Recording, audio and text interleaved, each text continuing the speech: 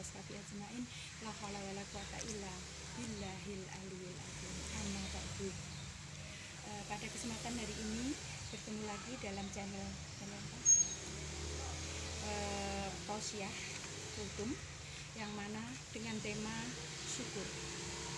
Kita patut mensyukuri atas jasa beliau Rasulullah SAW yang telah memperjuangkan agama Islam dari waktu zaman jahiliyah hingga zaman modern seperti sekarang ini.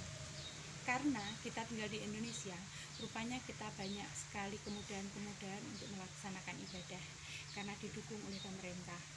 Untuk itu kita patut mensyukurinya. Sebagaimana mensitir firman Allah dalam Al-Quran, Bismillahirrahmanirrahim. La in syakartum la azidannakum wa la in kafartum inna adzabillahi syadid. Yang artinya kurang lebih, barang siapa mau mensyukuri nikmatku, maka akan aku tambah nikmat itu. Namun sebaliknya, barang siapa yang kufur atas nikmat yang aku berikan, siksaku amatlah pedih. Di sini kita bisa memahami manakala kita itu pandai bersyukur. Syukur sendiri dimulai dari diri kita.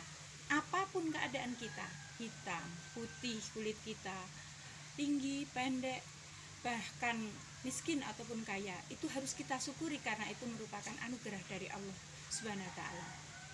Tapi kadangkala kita itu lupa atau kurang pandai bersyukur. Manakala diberikan ujian oleh Allah, baik itu kekurangan harta, kekurangan jiwa, atau ada keluarga yang meninggal, kita merasa putus asa atau merasa bahwa kita tidak disayang Allah. Padahal semua itu sebenarnya hanyalah ujian untuk peningkatan ketakwaan kita kepada Allah Subhanahu wa taala. Jadi di sini cara kita memahaminya. Sejelek apapun kodok kodar yang kita alami itu adalah kita terima dengan ikhlas. Dengan demikian maka akan merasakan ringan beban yang kita terima. Sehingga tadi yang dikatakan Allah bahwa nikmat yang diterima itu akan ditambah, walaupun kadangkala kita itu tidak menyadari. Contohnya nikmat sehat, dari mulai ujung rambut sampai ujung kaki. Coba kita bayangkan, dari segi mata saja yang kadang kita abaikan. Manakala sakit, pandangan kita tidak jelas, di situ kita akan merasakan bahwa betapa besar kenikmatan mata itu. Tapi kadangkala karena mungkin usaha kita lagi macet, lebih-lebih pada pandemi seperti sekarang ini, semuanya pada sepi, lalu kita mengeluh. Tapi ingatlah, firman Allah di situ disandingkan bahwa siapa yang kufur kepadanya, ingatlah siksaku amat pedih. Nah, siksa sendiri itu ada kalanya ya di dunia, ada pula kalanya di besok di alam barzah kubur ataupun di akhirat. Di dunia bagaimana? Dia sulit untuk mengerjakan ibadah, hidupnya tidak jelas tujuannya, arahnya tidak jelas, kesana kemari.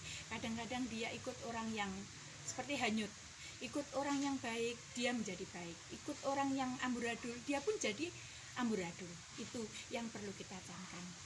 Jadi kita harus pandai-pandai mensyukuri apapun profesi, apapun status kita, itulah yang terbaik dari Allah.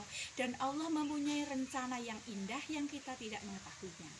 Nah, untuk lebih jelasnya, nanti setelah kita akan menerima yang tidak kita duga itu, ternyata di balik ujian itu ada hikmah. Contoh, ada orang yang meninggal. Kita manakala saat meninggal itu ya pedih sekali. Namanya keluarga ataupun kehilangan harta, kita akan kecewa. Tapi di balik itu kita akan lebih ringan karena semua itu nanti akan ada hisapnya. Kita akan dihisap dari mana kita berasal mendapatkan harta ataupun kekayaan tadi, untuk apa saja kita belanjakan. Lah itu semua akan ada hisapnya. Jadi kalau kita angan-angan, ternyata lebih ringan beban orang yang miskin atau sedikit hartanya, karena itu tidak akan terlalu lama kita dihisap, tapi kita akan segera masuk ke dalam pintu surga Allah Subhanahu wa taala. Di situ semua beban dan penderitaan yang kita alami di dunia ini akan terbayarkan, tidak terasa sama sekali.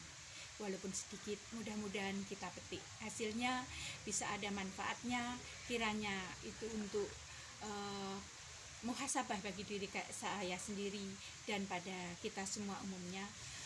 Mudah-mudahan mudah-mudahan bermanfaat. Wabillahi taufiq wal hidayah wal afu minkum. Assalamualaikum warahmatullahi wabarakatuh.